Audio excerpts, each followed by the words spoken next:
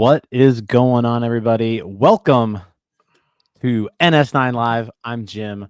With me is Tyler tonight. No DiNardo this evening, but we've got the two of us here, and we'll have a special guest join us for a small segment of today. So we'll get to that here in a bit. But Tyler, happy pitchers and catchers reporting day. Yeah, man. I don't know about you, but I could use some sports in my life a little bit. Feel like the Steelers have been out of it for a long time. It feels like a decade since they've played a game. So we get a little bit of excitement here. College football's been done for a little while. I'm not an NBA guy personally. I know you're a college basketball guy. I'm neither. I have nothing right now. I have Netflix. That's a good point. If you're really just Steelers Pirates, this dead area this last month or so, probably eating away at you. The Penguins, they're still kind of hanging in there a little bit. If you like college basketball, if you're a Pitt fan, season's not going too well for you. If you're a fan of another team, maybe it's going a little bit better. But yeah, it's nice to actually like just the videos from today, like the players arriving, the crack of the bat, the ball hitting the catcher's mitt, like just the sights and sounds of baseball. Like we're here. Right. Finally.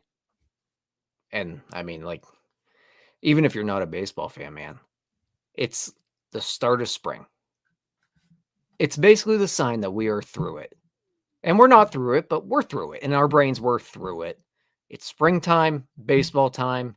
Sure, we'll be cold for a few months, but there are things about spring that are coming right now. We made it. Yeah, it was an off season where not a lot happened. Winter meetings occurred and the Pirates kind of made a splash during the meetings. And then they just really haven't done a whole lot since then. There's been some minor signings here and there. Brought McCutchen back, bring Caleb Ferguson in, Adam Frazier, Tommy Pham. But it's not the offseason that you were hoping this team was going to have.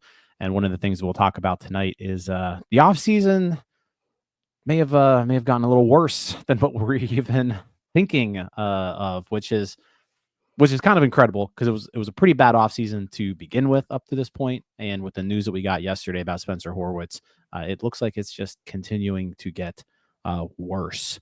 So like I said, we'll have Destin on here from the Post-Gazette to talk to us a little bit about how today went. But before we get to all of that, let me tell you about Bet Online. It's the world's most trusted betting platform and your number one source for online betting in 2025. Whether you're a seasoned fan or a first-time bettor, Bet Online is your ultimate game day companion. With the largest selection of odds on everything from NBA and college basketball to the NHL and UFC, Bet Online continues to be your number one sports betting source. From every three-pointer to hat trick, Bet Online has you covered with odds, stats, and more for every game, every play, and every win. Bet Online, the game starts here. Tyler, last night I went live at 11:30 p.m. with Neil and Doug. And basically, we just needed to have a little bit of a vent session.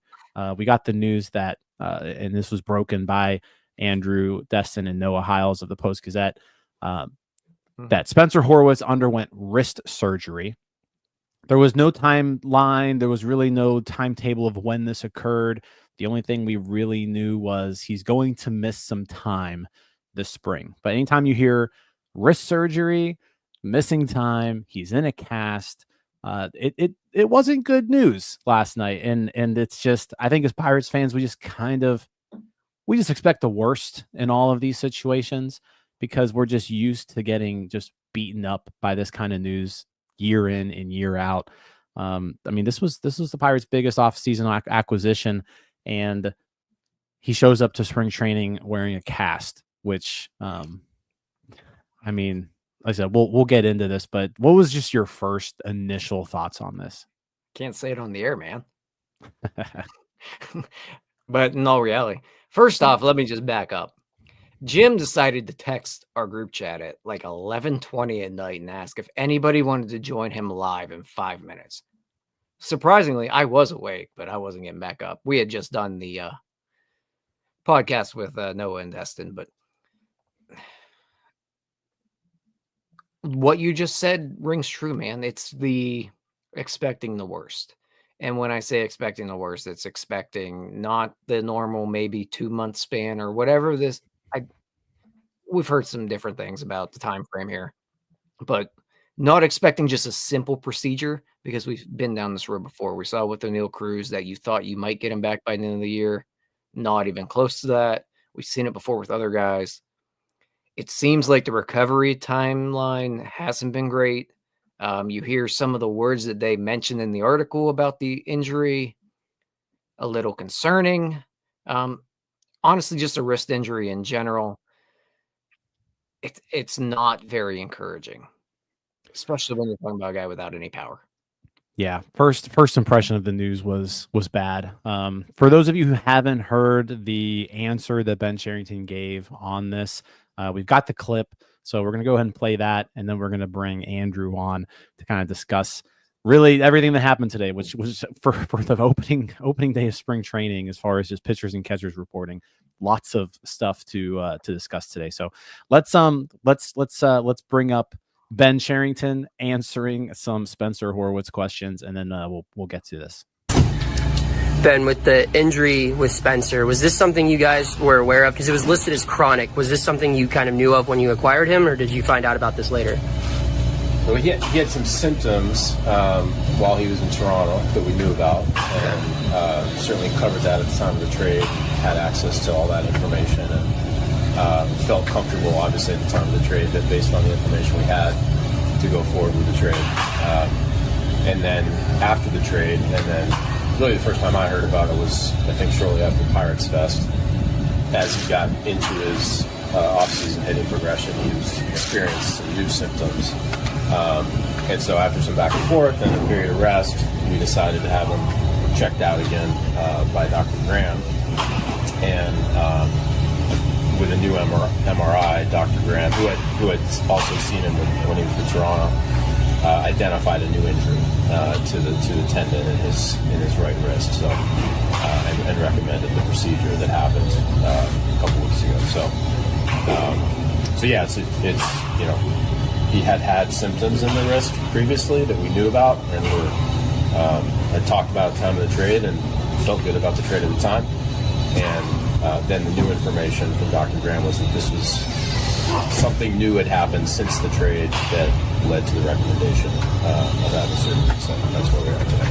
So there's no concern about the viability of the trade or anything like that? No. This is very clear to us, based on the information we got from Dr. Graham, that what happened that led to the surgery is new since the trade. It's frustrating and a setback. Right. It's new information. All right. Well, that was Ben Cherington, but among that media sprawl there was Andrew Destin of the Pittsburgh Post-Gazette. So he's joining us tonight live from his Airbnb in Bradenton, from the Pittsburgh Post-Gazette. Andrew Destin, how are you doing tonight? Doing well, guys. Thanks for having me on. It's a pleasure to join you guys. Probably less of a pleasure to talk about Spencer Horwitz, given what's gone down in the last 24 hours. But hey, we're here to talk about it, I suppose. But we're all in agreement that it's Jim's fault, right? Yeah, no, 100%. Okay. Had to get that out of the way right now. Yeah, I mean, this was 26 hours ago.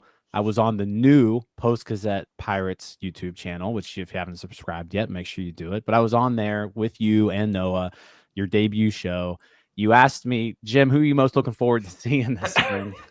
I go, Spencer Horwitz. I haven't seen him play before.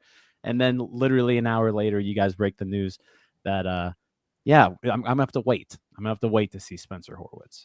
Yeah, just a little bit. And here's the reality is that as much as it is concerning, and I understand people's sentiments of this is really concerning, it's a wrist injury. Baseball activities are so predicated on the ability of a wrist to be healthy. At least it's February. At least this is happening now. So there's not many silver linings at play here, but if that 6 to 8 weeks recovery time does hold true, maybe Pirates fans don't really have to wait that long, and it'll just be 2-3 weeks removed from opening day, and he can still be a regular contributor for 130, 140 games. But yeah, certainly not how you want to break camp. I'll put it that way. I think the interesting piece to that first part of the press conference there was they acquired Spencer Horwitz. They knew that there was a chronic wrist issue with him. They were like, we're good with this. And then between then and now, it was a separate wrist injury. It sounds like this isn't even really the same lingering issue. Like it's a whole separate thing. Am I kind of clear on that? I'm not sure entirely. I would say that it's more so that there are lingering issues, that this is, he's had chronic symptoms of it where the right wrist gives him problems. And it was more so that in training, those started to flare up. Maybe the issues were heightened a little bit more so than usual. And the thought process there was, hey, Dr. Graham, initial prognosis was give it some time to rest, then reevaluate, see how it goes from there. And then after giving it some time to rest, it was still determined that no, the correct course of action would be to do surgery. So if anything, because all of this transpired shortly after Pirates Fest, I will give credit to the Pirates. They did do their due diligence in terms of getting this remedied in a rather timely fashion, considering it is only February 12th, and we're talking about maybe 2 to 3 weeks. So it's not as if they said, hey, play through it for a month or 2 months. I mean, one that comes to mind with me, with the Cincinnati Reds last year, Christian Encarnacion Strand, he had a hamate bone issue, and they tried to let him play through it for a good chunk of spring training, the opening of the year, things of that nature. And then eventually it became a lost season because you had to have very serious surgery on it rather than nipping it in the bud early on. So I think it's going to be within the same realm of what the initial wrist issues have been for Spencer Horwitz. Now, that being said, that does raise some concerns about the trade at the forefront, given that it was a pretty substantial package to acquire Horwitz in the first place. Can you give a little bit of insight on, and I don't know if you can, but what happens whenever a trade like this occurs and how much, I guess, research this team does in the medicals and things like that? How in-depth are they looking at it? Yeah, absolutely. I mean, with the medicals, in terms of how trades like this come to fruition, the deal is that the teams, they will swap info in terms of, okay, we'll have our doctors take a look, things of that nature. The only thing that comes to mind to me that makes this so interesting is that we have to remember, for technically whatever it would have been, 27 minutes or something, Spencer Horwitz was a member of the Cleveland Guardians. So my question there is, did the Pirates talk with the Toronto doctors? Was this in conversation with Cleveland doctors after they had vetted things with Toronto? That's the only thing to me that I want to say fishy. I feel like that's jumping to conclusions too much, but I would love to learn more about what the processes looks like there. If I had to guess, it was in consultation with Toronto doctors, which would make sense given that he played, all of his career there. Ben Cherington had previously worked there. The Pirates are frequent trade partners with the Blue Jays. So to me, that's who it probably was. But if not, then that does raise some concerns, because what if the Cleveland team doctors found something and for whatever reason or another, they were okay with it in terms of acquiring, but did not view him as a long-term solution, or didn't think that he would be a guy that they want to hang on to. Obviously, they were basically facilitating a 3-team trade there, but basically, yeah, teams swap medical information, team doctors, things of that nature. But I think the 3-team component certainly complicates matters just a little bit. So long-term implications of this aside, I mean, wrist injuries, they can always be a little iffy. But let's talk short term. I mean, it sounds like 6 to 8 weeks is the timetable. When can we expect Spencer Horwitz to resume baseball activities? When can we expect him to play in games? And then we'll get to the second part of that question after that. Yeah, I would say the first part of it, baseball activities, I wouldn't be surprised if it's sometime here by the end of the month. Now, that's not going to include swinging the bat, but you have to remember it's the right wrist, and this guy is a righty. So there's not really a whole lot stopping the guy from fielding ground balls at Pirate City, from doing so at Leacombe Park. So the issue there is baseball activities, I'm being broad with it in the sense that, hey, he can run. Hey, he can, do cardio. He can do all those sorts of things, field ground balls, run the base paths. But in terms of actually taking swings, we're probably looking at about 4 to 5 weeks out. I think this is going to be a solid month of no baseball activity in terms of the swing, which obviously is a lefty, with that being the lead guide hand. That's pretty darn important. Sometimes you see that with guys recovering from Tommy John, that is the preferred arm for if they're a righty but they're a lefty hitter, that it's okay because it's not, the trigger arm, it's the lead one. So that at least is helpful in the sense that this shouldn't, in theory, sap his power. What it might contribute to is, though, considering Spencer Horwitz is somebody who his biggest asset or biggest assets are the ability to put the ball in play and also have a keen eye and get on base for a high on base percentage, high OPS, things of that nature. You have to wonder how this injury will affect that. But baseball activities, I would say, fielding ground balls versus hitting, maybe at 2 different time frames. But in terms of actually making a Pirates debut, I would have to think that I'm going to err on the side of caution and say probably more on that 8-week prognosis timeline, which puts us in mid-April. You account for a rehab assignment, him then actually getting into game action. If I had to pin a date on the calendar, I would say post Los Angeles road trip when the Pirates play the Dodgers and the Angels back to back. I think that right off the back end of that, end of April, very beginning of May would be a realistic, very conservative prediction of when he'll play. Got it. And then for the second part of the question there, what's the plan? Who's going to step up? Because that means we're looking at basically a month here of your everyday first baseman that you were expecting to be a really big part of your lineup. Who's next? Who's next up? Man, I got to say this. If we're selling jeans, if this is Moneyball, I would say that Darick Hall is the guy who jumps out to me. That is a big boy who stood out in Pirate City today. Like, that guy looks like he could be left tackle for a lot of NFL teams. But, obviously a non-roster invite. I'm getting ahead of myself there. Yeah. In terms of guys who are on the 40 man, I think that there's 3 names that come to mind to me that make the most sense. And, the 2 that are the most logical, I think, Billy Cook to take the brunt end of that at the forefront, and then Bryan Reynolds to give some spot starts. If Andy Rodriguez is able to crack the opening day roster, maybe he could get a start or 2 over there a week. But if I had to guess, this will be kind of like a by committee approach, which frankly, as much as, I personally disagree in a lot of ways with the Pirates' approach of preaching versatility and loving that in terms of how they can manipulate matchups, lineups, things of that nature. I would much rather have some, solidified starters, guys like Bryan Reynolds, O'Neal Cruz, etc. That being said, this is where it does play to your benefit because Billy Cook is an above average to elite defender at first base. Bryan Reynolds could fill in there in a pinch. Andy Rodriguez, by all indications, an above average defender at first. And maybe that would be to his benefit with coming back from Tommy John surgery. So I look at it as they've got some internal options. None of those guys is a true everyday first baseman. Certainly not Reynolds. He'd be the most apt hitter, but you'd prefer to have him in the outfield. So the way I look at it is I think there's a possibility for somebody like a Darick Hall, who's a non-roster invite, to make this opening day roster and not be a season-long solution, but just a stopgap to fill in for a few weeks. You just depressed me. Hate to do I it, don't think anyone here is very excited about Darick Hall, Andrew. But I mean, Cherington did mention him. Yep. It was the first name out of his mouth. Yeah, DJ Stewart. Who's played 5 innings of Right. Major League Baseball at first base. So, Yep. And so I feel like we all had the same reaction of a little bit of panic when those 2 names get mentioned there. But Andrew, I'm on the relative same wavelength here. I'd rather see a Billy Cook or an Andy Rodriguez for a month, and let's see what we have with that. yeah, That's where I'm at. Yeah, I think so. I mean, it just makes logical sense. Let the young kids play. See what you have in them. This is an opportunity. It presents playing time on a regular basis every day. If it doesn't work out, AAA is right around the corner.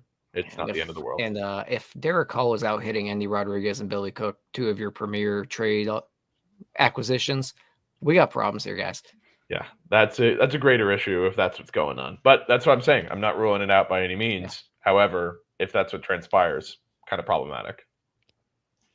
Let's talk about a couple other things that happened today. Your, I think this was your main article, was about Brian Hayes showing up, feeling almost pain-free was the key word that I picked up on there. But I guess talk to us a little bit about Hayes. I mean, the back has been a concern forever. He missed a ton of playing time last year. Offensively, he put together his worst season of his career. A lot rides on him to not only be on the field, but be effective when he is on the field and be able to hit the ball a little bit. So like I said, that was your big story today. So I guess walk us through just what Hayes had to say, what you saw from him, what you heard from him, what people are talking about. Yeah, absolutely. I mean, we got a chance to talk to Bryan back in September, and it was when his season was officially shut down, and he had discussed how he was going out to Los Angeles to meet with Dr. Robert Watkins to kind of create a plan to evaluate options for surgery, rehab, workouts, things of that nature.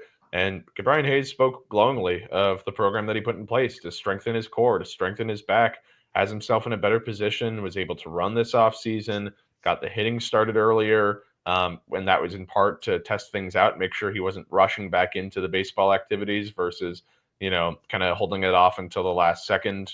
Maybe that's not the correct way of phrasing it, but more so, hey, you hold that off to the end of the offseason versus working on your body, strengthening, etc. So he seems to be in great spirits. Bryan Hayes, I would say he's the type of guy who always wears his heart on his sleeve. It's kind of pretty clear how he's feeling on a day-to-day basis. He's not the most outward guy, not the most outspoken, but you can always kind of tell how Bryan is doing. And today was a great day for Mr. Hayes, by all intents and purposes, because of that work he put in over the offseason, because of how he feels about his throwing, his fielding, his mobility, his agility, his swing. I mean, he made tweaks. He made changes to his swing that he is excited about. He's doing a two-hand follow-through now, which Darick Shelton was, very complimentary of. Bryan Hayes hasn't done that since high school because he's been trying to, limit the restriction or the pain on his core with that one-hand follow-through for the last dozen years because he's trying to limit issues with the back and the core. So the key to me, hey, you feel great in spring. Everybody's selling jeans. It's February 12th. How do you feel when the lights go on, when it's opening day, when it's the home opener, when it's June 12th and you're dragging and it's the 12th game in 13 days? That's when I would love to touch base more with Bryan Hayes and see how he's doing and see what the progress looks like. But as of right now, the program that he's got in place to get his core and his back in a good spot, it seems like it's going quite well. So you've been there. Well, we've had one day now. Who was in the best shape of their life? Every person, including myself. No, I kid. I don't know. I mean, I'll tell you what, Jack Zawinski always knows how to come into camp looking good. I'll say that. I mean, he is always the workout warrior, the guy who's putting himself in great shape. So, and he's my dark horse as a guy who I think could be certainly a bounce back player. I know you and I see on the same page about that one. So, but I think, yeah, he certainly has put himself in good shape to start things off. Not that he's ever not in good shape, but he looks great. The one other thing that I wanted to mention was seems like the decisions made Pham in left field, Reynolds in right field. That was another thing that came out today, which I guess you could say is good for Reynolds because his numbers in left field have been bad, but then you look at Pham's numbers and they're also not great. So that outfield I think is going to be a little bit shaky. I think O'Neal Cruz is going to have to anchor it. Mm-hmm.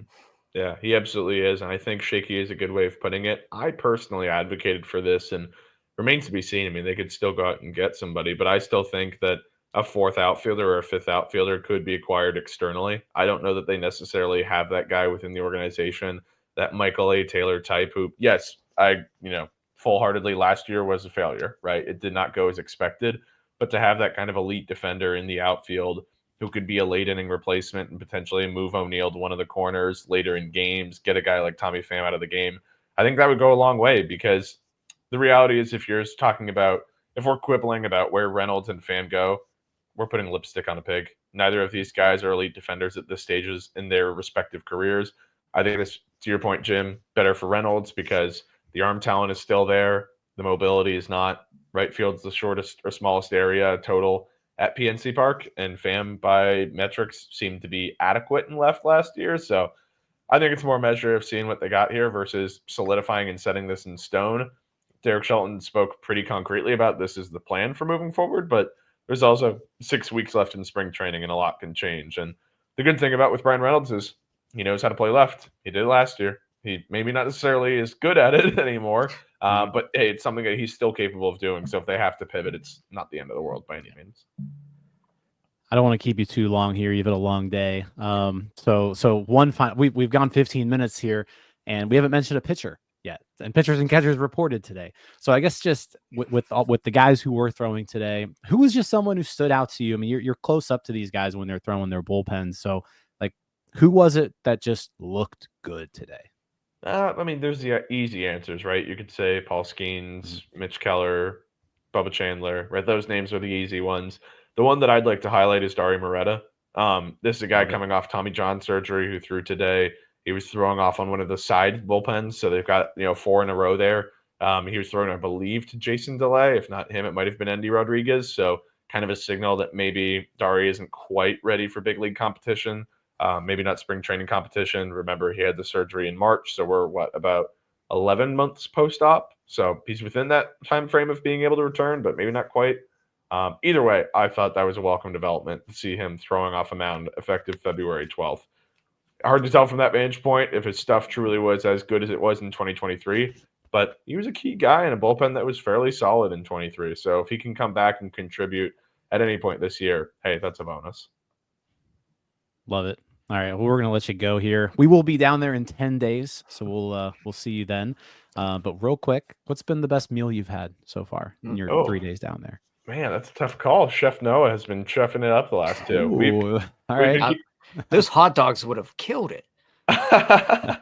No, he did. I gotta say, his tilapia last night was excellent. That was pretty darn good. I feel like you could do better on fish there. You can. Grouper is certainly next up on the itinerary when we get to one of these restaurants. But as somebody who always, much agreed on that. Ugly Grouper is the best. Love the Grouper. Big Ugly Grouper fan. Tyler didn't get a good introduction to Ugly Grouper. I think I'm gonna have to take him back there. Destin, real quick, can I just tell you this story? Please. He took me and Donardo our first day in spring training. It was 50 degrees outside. He took us to the Ugly Grouper. They were digging right next to the restaurant. The sewage, they were digging it. We sat outside. It rained. Oh, man. We had sewage blowing right into our face. And Jim just sat there and told us how great this place was. It was a terrible Ugly Grouper experience, but it was the first meal I had in Bradenton. We need to go back. It's better. It's better than that. I agree. It's a great time. My Ugly Grouper stories, I have a few, but my favorite is that my first spring training back in 2023 was when me and Jason Mackey were doing the beat together, and he, went back up to Pittsburgh for a few days to visit family, and I took over the reins. Can't believe they let me do that, but I went to the Ugly Grouper solo because I was like, hey, I can't convince anybody to come out here with me. I'm relatively new to the beat. Screw it. I'll go to the Grouper because I had been a few years before with some buddies from college and sat at the bar, and it was just me and one other guy who decided to talk my ear off for the next 2 hours because he was wearing a Wisconsin shirt. I was wearing a Penn State shirt. He said Big Ten guys, and he bought me at least 3 rounds. So kudos to that Wisconsin fan, wherever he is. I tip my cap to you that I'm grateful for all of the free Coronas. Love it. All right. Well, we'll have to do Ugly Grouper when we're down there for sure. So I'll give it thanks for hopping on. Get to bed. You got a long day tomorrow too. We'll see you and catch up with you here in about a week and a half. All right. Sounds like a plan. Thanks for having me on, guys. Appreciate it. See you, Andrew. Appreciate you. All right. So that was nice of Andrew. And then also, like I said, just to make sure I'm plugging everything of his, if you haven't yet, make sure you subscribe to the Post-Gazette Pirates YouTube page. Him and Noah are going to be doing shows on that, giving you some new Pirates coverage that really hasn't been done yet at the Post-Gazette. So they'll be doing some videos, doing some podcasts. So I'm sure it's going to be really good stuff. So yeah, make sure you subscribe there at PG Pirates, I think is what it is. But yeah, look it up, Post-Gazette Pirates, you'll find it. And yeah, give them a subscription there. So yeah. All right, Tyler. What do we want to talk about first here? What do we want to tackle? Let's get to some comments. There were a lot of comments here during all of this. I think people were a little bit disgusted about Darick Hall. The fact that was the first name out of Ben's mouth today, that was a little concerning. There's some new talk about Daniel Vogelbach. We didn't even really get to talk about that. The Pirates hired Daniel Vogelbach as a special assistant to the hitting department. I don't necessarily know what that means entirely. I don't know if we'll just be like a floating instructor somewhere, but yeah, Daniel Vogelbach back in the Pirates organization. Hell,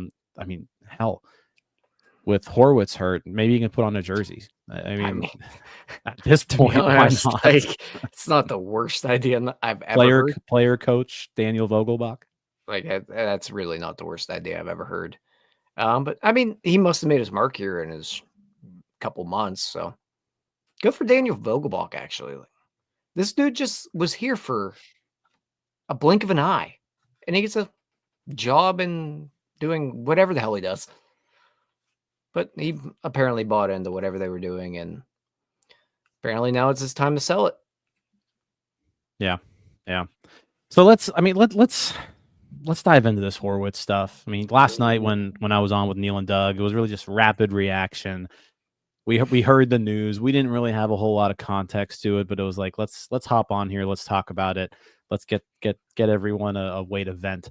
Now that we know a little bit, Tyler, can you believe that they traded for a guy with chronic wrist issues? Their main offseason acquisition is a guy that they knew had a chronic wrist problem. So yeah, and I think Andrew brought up a really good point there about Horwitz being dealt to the Guardians and then within a day being dealt elsewhere. So it does make you wonder how much the Pirates really dug into this thing. And honestly, if they did dig into it, it might be more of an indictment. Because if this guy has chronic wrist issues, he's 27, 28, whatever he is now. I think he's 28. He is chronic. I mean, he's actually they moved him already on the roster resource page. He's 27. Okay, but chronic wrist issues like that for a position where you are going to be relied on for your bat. He's already kind of just entering his prime, and we have this problem already. It's disappointing for sure. It's definitely disappointing because when you acquire a guy like a Spencer Horwitz in this situation, you're expecting a long-term solution, I think. And I think the Pirates thought they were getting some sort of long-term solution. They gave up a decent bit for him with what they're calling chronic wrist issues. And I think Cherington called him that. It's not very encouraging. It's really not. Yeah, I mean, and it sounds like Ben did say, hey, we saw all the medicals. We knew what we were getting into. We decided it was worth it anyways. And if you look at Spencer Horwitz, these are chronic wrist issues, they haven't really affected him up to this point from like a production standpoint. I mean, he was a little bit of a late bloomer. It took him a while to get through the minors, but he's hit every step of the way. So it's hard to like read too much into this, but at the same time, you got to be right about this guy. Right. That's at the end of the day, you got to make sure you're right about this guy. Yeah, and right now it's obviously in question. I was trying to look back and see if and someone probably already dug into it, whether he had any IL stints for the wrist in the minor leagues, because that does make you wonder if that was part of why he took so long to get to the majors. Because I mean, we've seen similar things with Henry Davis. Like Henry Davis had issues getting hit in the hand a bunch of times. It probably delayed a lot. It probably delayed his development. I'm not saying that's why he's struggling, but these types of things don't just go away. And I don't want to be overly negative about it because I do think that when you look at the guy, you look at the production, you look at the projections, I'm with you. I don't watch any Toronto Blue Jays games, so I can't really tell you what he looks like. But you look at everything else, you expect an above average hitter at the plate. You throw this injury in there, it's not a foot issue. Like, this is a major part of what you have to do. It's concerning. Yeah, and real quick, Spencer Horwitz, the only thing I'm seeing here from an injury was in 2022 when he was in AAA. It looks like he was out for 3 weeks. I'm not entirely sure what that was for, but that's the only injury that I'm seeing throughout his minor league career. So like whatever this issue is, it hasn't caused him to miss a lot of time. It hasn't affected his production.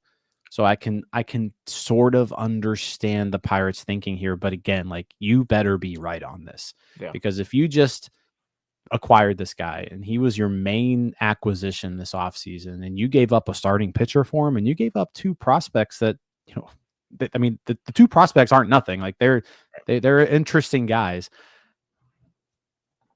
you got to nail this one. Like this guy's you've got him for 6 years. This isn't just a 2025 acquisition. This is a 2025 through 2030 acquisition. This is the guy that you acquired to be your first baseman for quite a bit of time. And yeah, like I mean, the surgery, it's addressing a separate issue that came up on top of the chronic wrist issues. Hopefully he makes a speedy recovery. But I think just my worry here is we've heard 6 to 8 weeks. We've heard 8 to 12 weeks. We've heard these numbers so many times before, and it doesn't end up being those numbers. Ends up being way worse than that. So, yeah, like Andrew said, he's guessing end of April, beginning of May. Like I'm thinking May 1st is like best case scenario here. Yeah. You know, coming back to the Pirates. And how often does that best case scenario happen when we're talking about a rehabbing Pittsburgh Pirate? Not much. So, yeah, I'm just hoping and praying right now that they can get him back as soon as possible, because the alternatives, as much as I like Billy Cook, I think there are plenty of things to like about his game. You don't want to be relying on Billy Cook to be your everyday first baseman, especially on a team that just needs hitting so bad. Yeah, and I think the other part that we're just kind of overlooking is even if he's back on best case scenario May 1st, what are the odds that he's back at full strength? Because we've seen things like this linger for a very long time. We see the hamate bone. We see things. It could be a 6 to 8 month injury where they don't get full strength for a while. So how long does it take him to get back to full strength? And how long is first base again a black hole? Because Spencer Horwitz can't be what you hope he can be because he's injured. So there's a lot that's concerning about this. I think there are Band-Aids they could put on it. And I'm actually curious to see what your preferred Band-Aid that they could do at first base here is. But I don't like what this is looking like at this point. Yeah, I mean, I think my Band-Aid right now is Billy Cook. Mm-hmm. I think I saw enough out of him last year. I know he can play the position. He can play it well.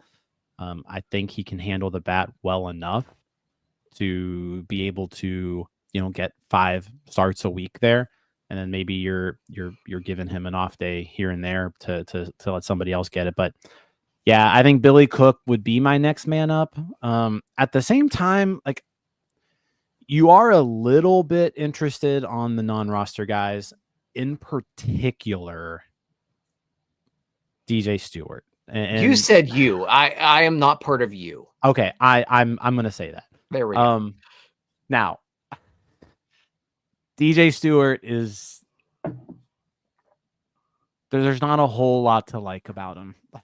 He does hit righties okay. Like, so if you're looking at somebody who can start most games against righties, like for his career, DJ Stewart has a weighted runs created plus of 110 versus right-handed pitchers.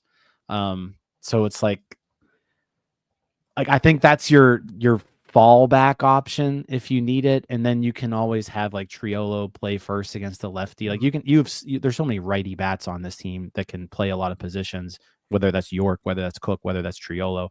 I think you can find somebody to play against the lefty. But if you're looking for like a short-term guy who can hit righties and he can play first base, like DJ Stewart can technically probably do it. He's only played 1 game there in the major leagues, but he's played he played 21 games in the minors there. So like it's a position that he's played before. And again, none of this is exciting, but like I feel like a DJ Stewart / Billy Cook platoon for a month isn't like the absolute worst thing in the world. It's not great, but is it like I can't do like, that. I can't. I know. I know. I know where I'm at, but that's I where know. I'm at right now. Like, I get it. Yeah. No, I get it.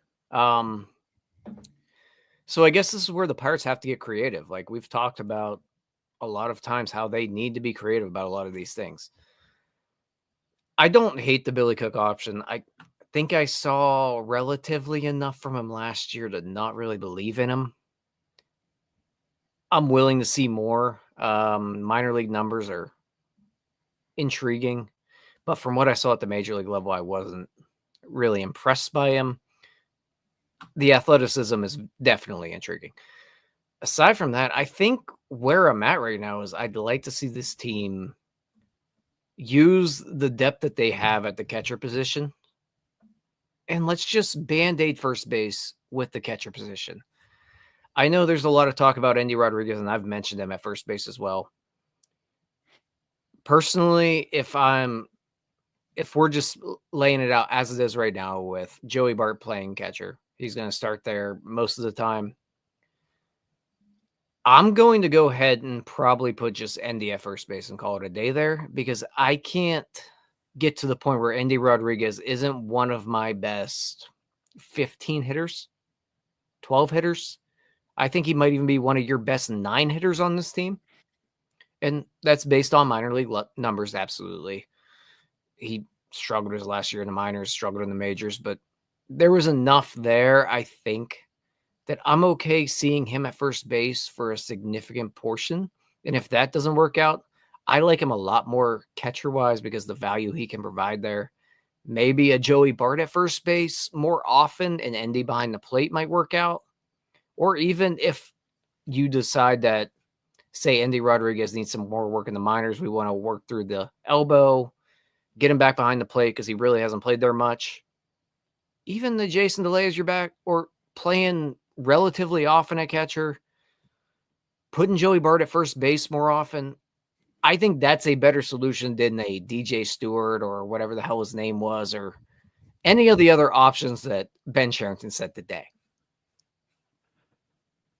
Yeah, and Ben actually even mentioned Endy by name today, saying that Endy was going to focus on catching, and he said Bryan Reynolds was going to focus on outfield. So like that was brought up as far as Endy and Reynolds at first base, and he kind of knocked that down. So I guess the good thing here is that we've got an entire spring training season. We've got 30-ish games or so to figure out what to do here at first base. I mean, this is now a position battle that we weren't anticipating before.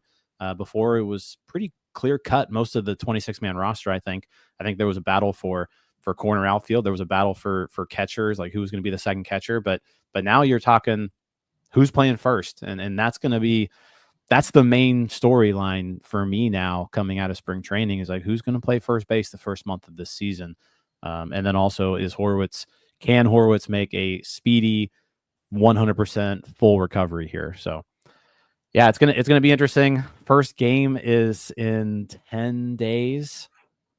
Crazy. 10 days. So who starts first base Saturday, February 22nd against the Orioles? Tyler, quick. Who's it going to be? Golly, Billy Cook. Okay. I'm going to go ahead I was running through the options. I'm like, who's the obvious one? I'll say Darick Hall just because, the first name out of Ben's mouth. Yeah. No, it does make sense. Yeah. All right. Do you got anything else to add about Horwitz? We got plenty to talk about today. We do. I'm good on Horwitz. I think we've shared enough on him. So, second piece, Bryan Hayes. Yeah. Lots of news today about Bryan Hayes. Look good out on the field, look good in the batter's box. He says he feels good. He says that he's not 100%, and he doesn't think he will ever be 100%. He hopes he can get very close to that number. But he went through a strength program this offseason to work on his core, to take pressure off of his back. I think the piece that just gets me, again, just kind of going to where like worst possible scenario here, because that's just what happens all the time, is he said that I'm not entirely pain-free, but it's pretty good. And like that's in a controlled environment where you're practicing, you're on a schedule, and now you're about to enter the grind that is a Major League Baseball season. There's games from February 22nd to October 1st and more if there's a postseason appearance. So like we're talking We're talking 7-8 months now of just a flat out grind. And the fact that he can't come into spring training and say that like he's 100%, that worries me. It worries me a lot. So I don't know if it worries me. And I think I say it doesn't worry me because I've seen Jared Triolo provide similar production as Brian Hayes does at third base. And that's just mainly being Brian Hayes not doing anything at the plate in a significant portion of time. So anything you can get out of him, I think at this point is more of a positive. And it's probably kind of similar to where we're looking at an Andy Rodriguez right now, where anything you get out of him, we almost forgot about him. I feel like we did forget about Andy Rodriguez. And I feel like we've also forgotten about Henry Davis. We've forgotten about Jack Sawinski. And we've seen things out of them, but we've kind of pushed them to the side a little bit. So that's where I'm at with Brian Hayes at this point. Anything you can get out of him is a positive. You hope you can just get like 115 games of 2-win baseball because he can provide that defensively alone. And if he can't, they do have a good backup plan there with Jared Triolo. He's not great with the bat, but defensively, they're not that different. I would say defensively, like Hayes is still on another level, but like Triolo is really good. Like you're not losing too much with Jared Triolo at third base. And from an offensive standpoint, I mean, just looking at what these two players have done in their careers, Hayes hasn't really shown the ability to hit consistently. Neither has Triolo. So are they really all that different at the plate too? I mean, Jared Triolo, a career 86 weighted runs created plus. Brian Hayes, a career 89 weighted runs created plus. So they're very similar on paper. Like I said, I think Hayes definitely has the step up defensively when he's healthy. But yeah, I feel like this is just going to be get what you can out of Hayes, and Triolo's going to have to just take a step forward because we've seen Triolo do it in spurts. Like we saw him his rookie year in 2023 be able to hit the ball. Now the BABIP was insane, right?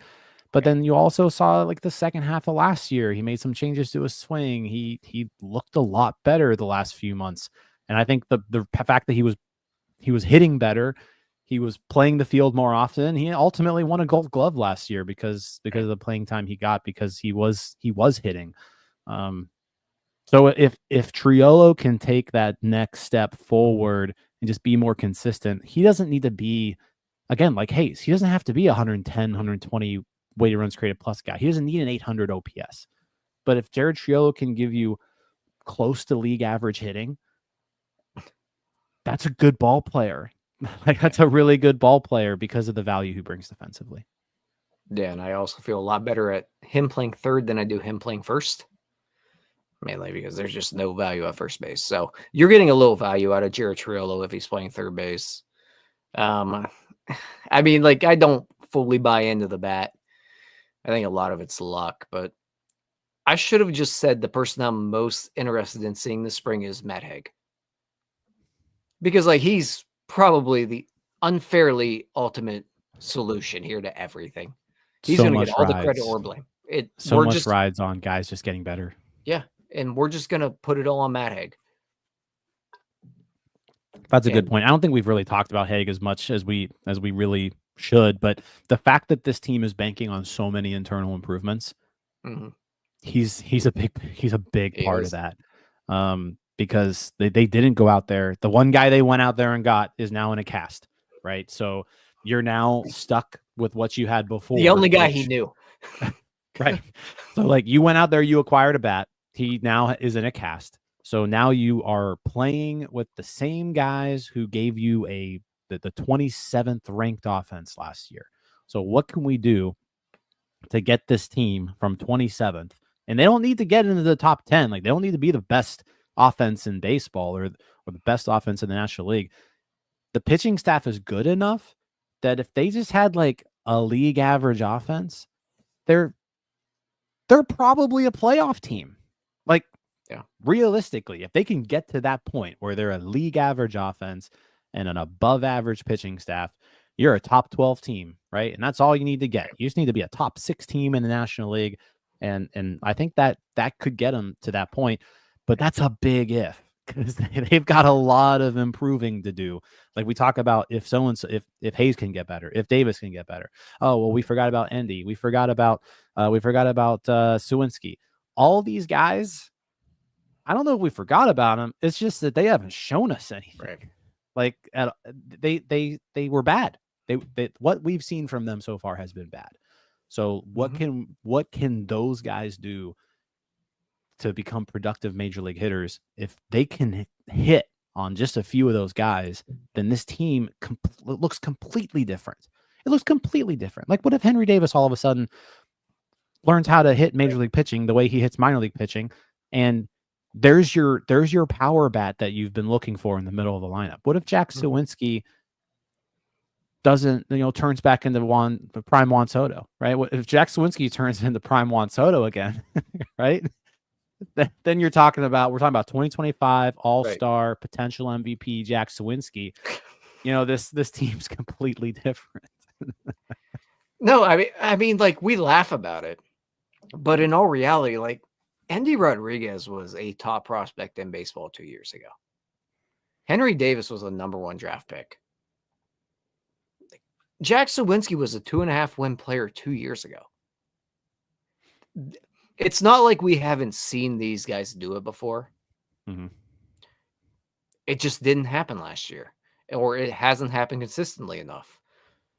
So and it's a big if, but if they have the right people in place right now, I can squint hard enough to get these February 12th eyes seeing a 88 win team. Well, again, that if all the ifs happen, happen, then this team's good, right? If all of your bad players turn into good players and you've got a team full of good players, then you got a good team. Like that's how it works. And I mean that's I know it's a kind of like snide, but it's fair. At the same time, these guys aren't the 2021 Pirates. Like, it's not Michael Chavis going back. Well, maybe he can regain that first round form. No, these are like guys that actually have performed. It just hasn't happened consistently enough at the major league level. Right. Right. The other piece I wanted to talk about today, Tommy Pham, left field, Bryan Reynolds, right field. The one thing that is frustrating here, and it's been a problem with Ben Cherington since he's arrived, is just like the roster construction, like the Ben Cherington. This is year 6 of Ben Cherington, and I don't know if we've had a season where like there was a good shortstop, center fielder. Like I feel like he just misses on that aspect of building a team. Like, where can I piece these guys where they're best suited to play? I mean, you've got your shortstop is a utility man who is going to play the position, and it's probably his worst position in the infield. He's now your everyday shortstop. You've got a left fielder who probably shouldn't be playing left field. He should be playing right field. So he's going to be your left fielder now. You've got a center fielder who's never really played center field. He's been a shortstop his whole life. You've got a right fielder who was the worst left fielder in baseball last year. Hopefully moving to the right field makes a little bit of a difference there. But it's just, I didn't like the Pham signing at the time. I don't like the Pham signing now. If I'm looking at Tommy Pham's defensive metrics here, like first off, he's not getting any younger. He's going to be 37 years old, and he's coming off a season where he was worth -5 his fielding run value was -5. His range in the outfield was in the 32nd percentile. He was in the 4th percentile in arm value. Like, he wasn't a good defender last year. He played, all 3 outfield positions, but didn't play them well. And so I don't know. You're talking about a guy who is aging. He's he used to be a good defender, Mhm. but he's not getting younger. He keeps getting older, and now you're going to put him in a left field that is huge at PNC Park. He's going to play half of his games there. Like, you prefer to have like a second center fielder out there, and Tommy Pham ain't that. Now, I like the idea of moving the Reynolds to right. I think his arm plays well there. I think the fact that his range was worst in Major League Baseball last year, that helps him out a little bit more. I think he could probably play that position pretty well, because it's not like he's slow by any means. It's just he gets bad jumps, and so there's less ground to cover. But I don't know, what are your thoughts on that? It's just I mean, I guess we were expecting this probably, but like, Tommy Pham is your everyday left fielder, just not inspiring to me either. Yeah, don't love it. I don't dislike moving Reynolds to right field. And you mentioned it. We're all on the same page. Right field's probably the best. Well, it's not the best spot for him. I prefer him being in the infield at first base, but we'll ignore that part. Outfield wise, right field's probably the right position for him. You mentioned the fact that Ben Cherington just cannot acquire a center fielder or a shortstop. And you know what, man? I could live with all of that if these guys could hit. But we're just putting guys in positions they don't play well, who don't hit well. So if we're going to go ahead and do this and move guys around the diamond and play an IKF at shortstop, can we have a guy that hits a baseball well to play shortstop and play it badly defensively? Can we have a guy that hits well and like plays center field bad defensively? And I think we might be in a good spot with O'Neal Cruz right now, but just in general over the past few years, the other part of Tommy Pham that concerns me, 5 teams in 2 years. Go even further out. Yeah, like it's bad. 7 teams in 3 years. It's bad. There's the Jock Peterson issue. Like, he's not really, from what I've gathered, well liked. And I think I think with a player like Pham, he's emotional. He wears his heart on his sleeve. I mean, I don't think anybody can question his work ethic or how hard he plays the game. I mean, I've always kind of respected that part of his game. And when he was younger and productive, like, he was a really good baseball player for a few years. And those intangibles all played a part in that. I think the problem now is just like you're getting to the point where the talent's just not what it used to be because of age. We saw this last year. I mean, 91 weighted runs created plus, awful defensively, negative 0.1 WAR. He's a bad. You can live, player. yeah. You can live with the poor defense, and he was better in left field than any other position last year. But historically, he's been bad in left field too a couple of years. So it kind of depends on the year. But like, he's not good enough defensively to make up for a below average offensive year. Like, if you're gonna be a corner outfielder and you're gonna have a 90 weighted runs created plus, you better be a hell of a defender. And that's not who he is. So I'm gonna go ahead and put my little tinfoil hat on here. Do we maybe think, and maybe it's just Tyler going ahead and buying into his own conspiracy theories here, is it maybe in preparation of Jack Suwinski playing more left field? Because if it's Jack Suwinski and they are expecting a bounce back, it makes a lot more sense. Or in preparation of getting another outfielder, at least. It makes sense in that, yeah, like I do you really want Tommy Pham getting 600 plate appearances in a year? Right? Probably. Like, I don't. Not at age 37.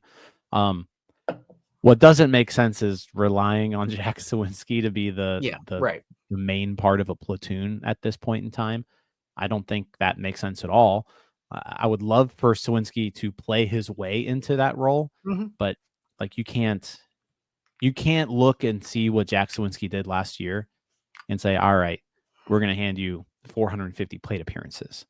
But I can't do that. So I do wonder, maybe it's not the Jack Suwinski part of it. But I wonder if maybe they're thinking long-term with Bryan Reynolds of, we really don't want to trot him out in left field. And maybe Bryan Reynolds has mentioned that, like, he's already talked about playing first base. Maybe he's brought up that I can't play that often in left field. And maybe this is in preparation of that. That part I could understand. You just have to do a better job of building the team to be able to do that. Yeah. I mean, I think either way, I would love for them to go out there and get one more outfielder. Yeah. I would love for them to do that. And I don't know if DK has sources saying that the Pirates' biggest move is still yet to be made. But I think we kind of heard, we heard that same thing last year too, or 2 years ago at one point, and that move never came. So, I mean, if you're the Pirates, you can't really be happy with where you're sitting right now from a roster standpoint. So, you should be going out there and looking at external options. I just find it hard to imagine there's an impact player still out there for you on the offensive side, unless you're going to trade route and they think they can whip something up that way. Yeah, I just feel like it's almost one of those, let's buy Bryan Reynolds some more time here, and we'll figure out left field later. I don't love the option, but that's the only way this makes sense to me, where you're saying 37-year-old Tommy Pham is going to play everyday left field. Yeah. And John brings up a good point here. Like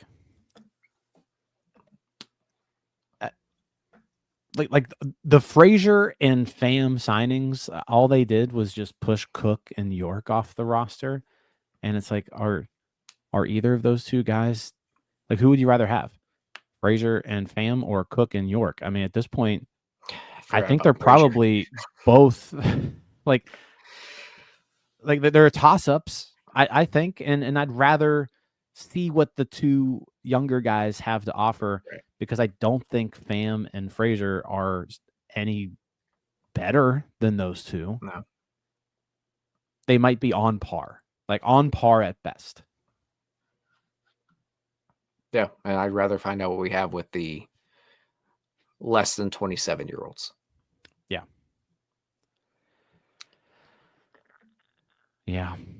Well, instead we got 37-year-old Tommy Pham in left field. Yeah. And we got Adam Frazier playing utility infield after both of them put up their worst years of their career. Buy low. There we go. The Dauri Moreta news. I was wondering about that for a while now. So that was pretty cool to see. Dauri Moreta showed up to camp today. He pitched off a mound. So I don't necessarily know that if that means he's going to be ready for opening day, but the fact that Dauri Moreta is throwing pitches off a mound at this point on February 12th, I take that as pretty good news.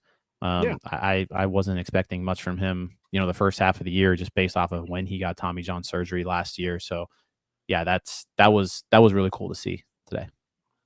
Yeah. And were we down there whenever that happened? I feel like we were, but regardless, I was with you. I was expecting it to happen maybe like July. Yeah, like I figured he'd miss, April, May, maybe come back June, July. Yeah. So yeah, him being on a mound throwing is good news. I mean, because he had Tommy John surgery 11 months ago. March 21st last year is when he had the surgery. So the fact that he's already here, love it. Love that. No, that's good news. Well, it's just good news for Moreta. Big bank needs big bank. Well, you got anything else? No. We're gonna have a lot coming at these people very soon. We are. We've got a lot of stuff to announce too. We got we'll have an announcement soon about our post game shows. Look for that coming up here shortly. We're doing year 2 of Permanis after Pirates wins. So last year we gave away 152 sandwiches. Good math. Which is pretty cool.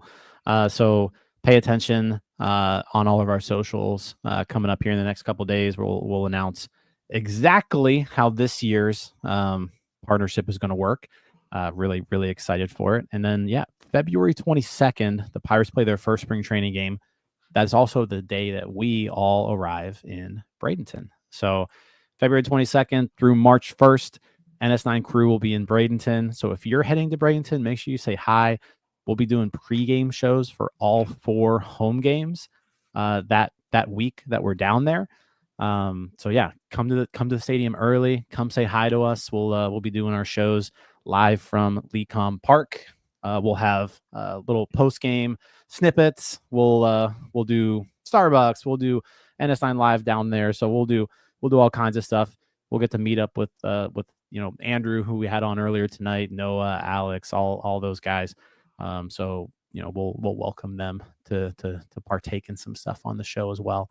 But yeah, I'm excited. I'm excited for spring training, despite the bad news from last night. I am excited for the weather. I'm excited to get a break from Ohio. Excited to see my boys.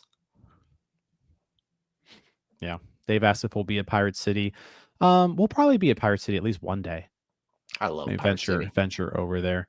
By the time starting February 22nd, the Major League camp will move to Lecom. The minor leaguers will be at Pirate City. So if you're going to Pirate City from February 22nd on, you'll get to see a lot of the minor league guys.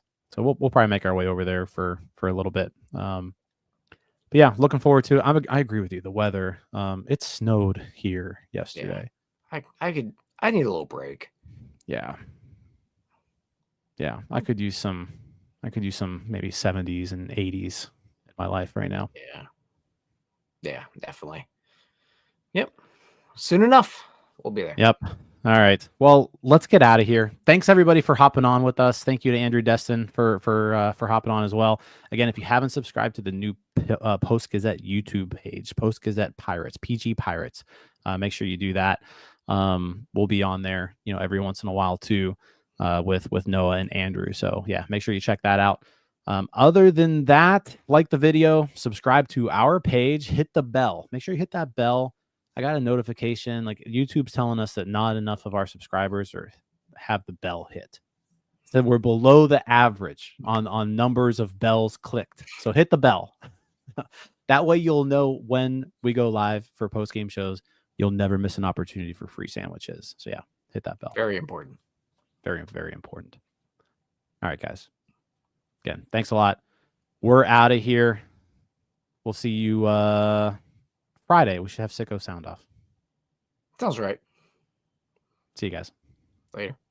All right, that wraps up this episode of North Shore 9. Thanks so much for tuning in. Whether you're listening on the podcast or catching us on YouTube, if you enjoyed the show, please give this video a thumbs up and don't forget to hit that subscribe button if you haven't already. It really helps us grow.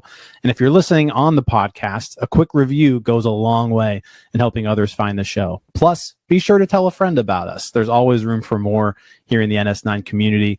And for those looking to support us a little more, consider joining our Patreon, become an MVP member, and get exclusive perks while helping us continue to bring you more of the Pirates content you love. Thanks again for all your support, and let's go Bucks.